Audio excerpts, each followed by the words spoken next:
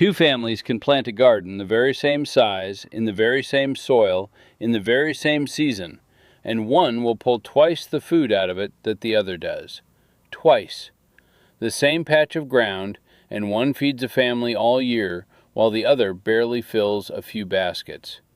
And the difference isn't luck, and it isn't some special seed or costly product.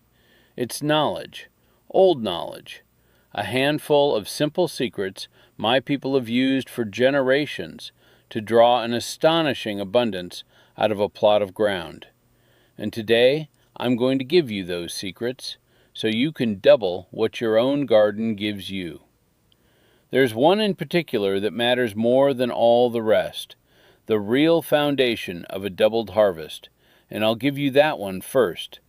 So let me get right into it. Here is the great secret, the one that matters most of all, the true foundation of every abundant garden there ever was. It is this: you do not feed the plants, you feed the soil. Let me say that again because it's the whole thing. The secret to a garden that gives double is not in the plants at all. It's in the soil beneath them. Rich, deep, living, fertile soil, full of life and goodness, will grow twice the food of poor, thin, worn-out dirt every single time, with the very same seeds and the very same work. Most folks think of their soil as just the dirt the plants happen to stand in, and they pour their effort into the plants while ignoring the ground. But my people know that the soil is everything, that a garden is really only as good as the earth it grows in, and that the whole art of a great harvest is the building of great soil. Get the soil right, deep and rich and alive, and the abundance follows near on its own. That's the master secret, and everything else builds on it.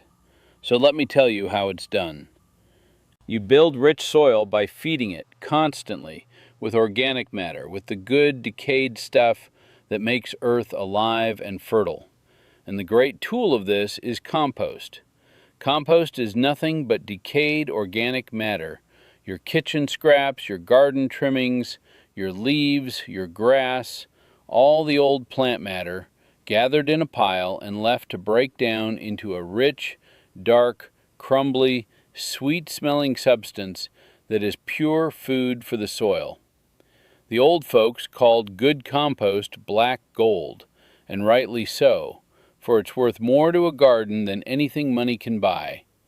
You gather all your organic waste, all the scraps and trimmings and leaves that most folks throw away, and you pile it up and let nature turn it into this rich black gold, and then you work it into your garden soil, year after year, and it transforms that soil into the deep, dark, living, fertile earth that grows abundance. And it costs you nothing, for it's made entirely of what you'd otherwise throw away. That's the beauty of it. The very waste of your household and garden turned into the richest food your soil could ever have. And there's the old power of manure, too, the aged manure from animals, which folks have used to enrich their soil since the beginning of farming. Well-rotted, aged manure worked into the soil feeds it richly and builds that deep fertility. Now a word of care, for fresh manure is too strong and can burn plants and carry things you don't want near your food, so it must be well-aged and properly composted first.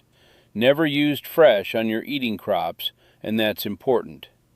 But properly aged and composted manure is one of the oldest and finest soil builders there is. Between good compost and well-rotted manure worked into your ground year after year, you build soil that grows twice the food, and you build it for free from what the land and the household give you. Now the second great secret, once your soil is rich, is to never let that good ground sit empty and idle. And this is where folks waste half their garden without even knowing it. Most folks plant their garden once in the spring, harvest it, and then let the ground sit bare for the rest of the season. But that's throwing away half your harvest. The secret is what the old folks called succession planting, keeping that rich ground working all season long, planting again and again as things come out. When your early crop is done and pulled, you don't let that space sit empty. You plant something else right there, straight away, another crop to grow and give in the same space. And when that's done, if the season allows, you plant again. So a single patch of ground gives you not one harvest, but 2 or even 3 across the season. The early crops, then the summer crops in their place, then the fall crops after those. You're getting 2 or 3 harvests from the same ground in a single year simply by never letting it sit idle.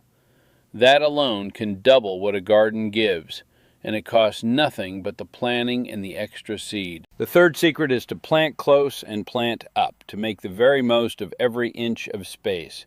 Most folks plant their gardens in the old wide rows, with great bare gaps between, wasting a great deal of the ground. But you can grow far more in the same space by planting more intensively, closer together in rich beds, rather than spread thin in wide rows, so that every bit of that good soil is growing food, and little is wasted on bare paths. And you plant up, not just out, growing the climbing things, the beans and the peas and the cucumbers and such, up trellises and poles and supports, so they take their harvest up into the air rather than sprawling across the precious ground. Growing up instead of out lets you fit far more into a small space. Between close, intensive planting and growing upward, you can fit a remarkable amount of food into a small plot, far more than the old, thin, wide row way, drawing double the harvest from the same square of earth. The fourth secret is companion planting, the old wisdom of which plants help one another when grown together. The old gardeners knew that certain plants, grown near each other, help one another thrive, one keeping pests off another, one feeding the soil for another, one sheltering or supporting another, so that grown together they both do better than either would alone. And they knew, too, which plants don't get on and shouldn't be planted together. This old knowledge of the friendships and quarrels of plants, of what grows well with what, lets you arrange your garden so that the plants help each other to greater abundance. It's a deep old knowledge, learned over generations, and using it well is another way of drawing more from the same ground. And the fifth secret is to save your own seed, which isn't about this year's harvest so much as every harvest to come. And it's a beautiful part of the old way. Instead of buying new seed every year, the old gardeners saved seed from their best plants, the finest, healthiest, most abundant ones, and planted that saved seed the next year. And over many years of always saving from the best, the seed itself grows better and better, suited to your own soil and your own place. A strain of plant shaped over generations to thrive right where you garden. That, and it costs nothing, freeing you from buying seed year after year. Saving your own seed from your best plants is how the old folks developed the wonderful, hardy, productive strains they grew, and it's how a family made itself truly self-reliant in its gardening, needing nothing from any seed company at all. Let me tell you more about the making of that compost, the black gold, because it's the heart of the whole thing, and it's simpler than folks fear. You need but 2 kinds of stuff, and the old folks knew them as the greens and the browns. The greens are the fresh, moist, living things, your kitchen scraps, your green trimmings, your grass clippings, the fresh green matter. The browns are the dry, dead things, your fallen leaves, your straw, your dried stalks, the brown, dry matter. You gather both, and you pile them together, a mix of the green and the brown, and you keep the pile a little moist, like a wrung-out sponge, and you turn it now and again to let the air in, and nature does the rest, the whole pile heating up and breaking down over the weeks and months into that rich, dark, sweet-smelling, crumbly compost. That's all there is to it. Greens and browns, a bit of moisture, a bit of turning, and time. And into it goes near everything you'd otherwise throw away. The vegetable peels and scraps, the coffee grounds, the eggshells, the leaves you'd rake and bag, the garden trimmings, the grass, all of it, that most folks pay to have hauled away as waste, becomes instead the richest food your garden could have. There's a deep rightness in that, in turning your household's waste into your garden's abundance. Nothing thrown away, everything returning to feed the earth that feeds you. Now let me give you another great soil secret that works hand in hand with the compost, and it's one folks often miss. It's mulch. Mulching means covering the bare soil around your plants with a layer of organic matter. Straw, leaves, grass clippings, whatever you have, laid down over the ground. And this humble covering does a remarkable number of good things at once. It keeps the moisture in the soil, so your garden needs far less watering and doesn't dry out in the heat. It keeps the weeds down, smothering them before they can start, saving you a world of weeding. It keeps the soil cool and steady in the heat and protects it. And best of all, that mulch slowly breaks down and feeds the soil, becoming compost right there on the ground, enriching the earth as it rots. So a good layer of mulch waters less, weeds less, and feeds the soil all at once. It's one of the finest and laziest garden secrets there is, doing several jobs while you do nothing but lay it down. The bare, exposed soil that most folks garden in bakes dry, grows weeds, and washes away, while the mulched soil stays moist and rich and weed-free and keeps building. Cover your ground. It's one of the simplest things you can do and one of the most rewarding. And let me say a word about watering, for it matters more than folks think, and there's an old wisdom to it. The secret of watering is to water deep and less often, rather than a little sprinkle every day. A light daily sprinkle only wets the surface, and it teaches the plant's roots to stay up shallow near the top, where they dry out fast and the plant grows weak. But a good deep soaking, less often, drives the water down deep and draws the roots down after it, deep into the soil, where they're strong and can reach the moisture even in dry spells. Deep roots make strong, drought-hardy plants. So water deeply and less often, and you grow a stronger, more abundant garden that can weather the dry times. And water at the cool of the morning or evening, not the heat of the day, so less is lost to the sun.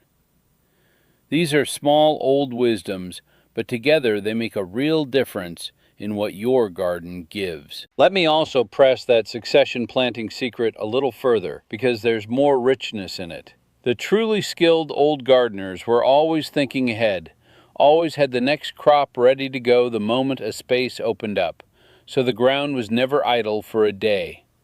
As the early peas came out, in went the beans. As the spring greens bolted in the heat, in went the summer squash. As the summer crops finished, in went the fall greens and roots that loved the cool. And they knew how to stretch the season at both ends, too, starting some things early under cover to get a jump on spring, and protecting the hardy fall crops to keep them going well into the cold. The garden, tended this way, is never done, never idle, always growing something, always giving. Most folks think of a garden as a spring planting and summer harvest thing, and then it's over. But the old way keeps it producing from earliest spring clear into winter, one crop following another in the same rich ground. And that's a great part of how the same plot gives so much more. I remember my family's garden and what an abundance it gave. And looking back, I understand now it was all these secrets working together. Though as a boy, I just thought our garden was blessed. There was the compost pile always working at the edge of it, and the aged manure worked in, so the soil was deep and black and rich, the kind you could sink your hand into. There was never a bare idle patch, always something coming out and something going in. The beans climbed their poles up into the air, the ground was mulched and moist, and my mother knew just which plants to set beside which. And out of a plot no bigger than the neighbor's came what seemed like twice the food, filling the root cellar and the canning shelves and feeding us all year. It wasn't luck or blessing, though it felt like it. It was knowledge, the old patient knowledge of building rich soil and working with nature, handed down and applied year upon year until that ground gave an abundance that fed a whole family. That's the knowledge I'm handing to you now, and it will do the same for your ground if you'll apply it patiently. Now let me be the honest neighbor and give you a few plain practical truths, because I want you to succeed and not be discouraged. The first is that building great soil takes time. You don't transform poor dirt into rich living earth in a single season. It's the patient work of years, adding compost and organic matter season after season, and the soil grows richer and the harvests grow greater year upon year. So be patient and keep feeding that soil, and trust that it's building even when you can't see it all at once. The second is that a garden is always a partnership with nature, and nature has her hard years, her droughts and pests and bad seasons. So not every year will be abundant no matter what you do, and that's simply the way of it, and no shame in it. The third is that all this is learned by doing, year after year, and you'll make mistakes and learn from them, as every gardener always has, so don't be discouraged by a poor start, for every good gardener was once a poor one who kept at it.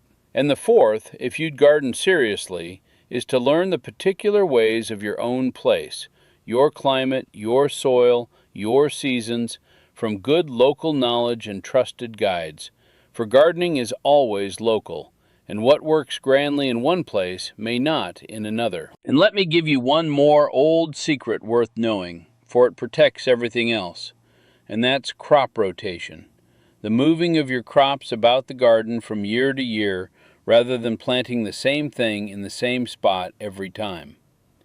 The old gardeners knew that growing the same crop in the same ground year after year wears that ground out, drawing the same goodness from it over and over, and letting the pests and troubles that favor that crop build up in the soil. But move your crops about, so that this year's spot for one thing is next year's spot for another, and the soil stays balanced and healthy. The pests and troubles never get a foothold, and each crop draws different goodness and gives different goodness back. Some crops even feed the soil for the ones that follow, the beans and peas especially, which enrich the ground with what the hungry leafy crops love. So a wise gardener follows one with the other. This rotating of the crops keeps your hard-won, rich soil healthy and productive year after year, rather than letting it wear out and grow troubled. It's another piece of that same deep wisdom of tending the soil as the living foundation of everything, of thinking not just of this year's harvest, but of keeping the ground good for all the years to come. Plant thoughtfully, move things about, feed the soil, and it will feed you richly for a lifetime and beyond. With all that said, let me tell you why this matters so much more than just a bigger pile of vegetables. For that's the real heart of it. A garden that gives double is a garden that can truly feed a family.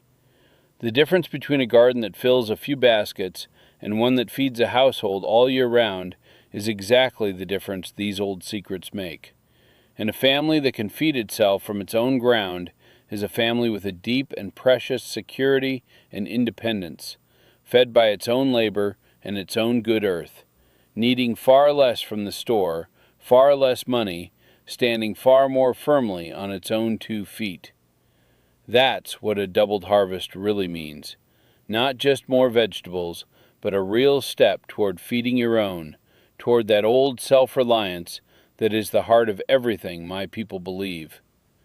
The garden is where a family's independence begins, in the growing of its own food, and the more that garden gives, the freer and more secure the family becomes. And there's a deeper beauty in it still, in the way of it. See how the whole thing works with nature rather than against it? You feed the soil with the waste that would be thrown away, and the rich soil feeds the plants, and the plants feed your family, and the scraps go back to feed the soil again, round and round, a whole living cycle that builds on itself and wastes nothing and grows richer every year. That's not just a way to grow more food, it's a way of living in partnership with the earth, of tending the ground so that it tends you, of building something living and abundant and lasting. There's a deep satisfaction in that, in growing richer soil and greater harvests year upon year, in feeding your family from ground you've made fertile with your own hands and care. It ties you to the earth and the seasons and the ancient work of growing that has fed humankind since the very beginning. So here's what I'd leave you with. If you double what your garden gives, remember the great secret above all the others. Feed the soil, not just the plants. Build rich, deep, living earth with compost and aged manure, patiently, year upon year, and the abundance will follow. And then keep that good ground working all season with succession planting, never letting it sit idle. Plant close and plant up to make the most of every inch. Use the old wisdom of companion planting, and save your own seed from your best plants. Do these things and be patient, and your garden will give you more and more with each passing year, until that same patch of ground that once filled a few baskets is feeding your family through the seasons. So start with the soil this very year. Begin a compost pile from your scraps and leaves, that black gold that costs nothing and transforms everything. Feed your ground and keep feeding it, and watch over the years how the earth rewards you. And know that in learning to draw abundance from the soil, you're taking up one of the oldest and most important skills there is, the growing of your own food in plenty, a piece of deep, self-reliant wisdom that fed our ancestors for all of history, and that is every bit as true and life-giving today as it ever was. If this is the kind of practical old wisdom you've been hungry for, the kind that makes you capable and self-reliant and connects you back to the good earth and the good sense of those who came before, then stay here with me. There's so much more where this came from, and I aim to bring it back to you, one piece at a time. Subscribe, and we'll keep remembering the old ways together, because some of the most valuable things we ever knew are the simple ones we let ourselves forget, and the growing of abundance from the good earth is surely one of the most precious of them all.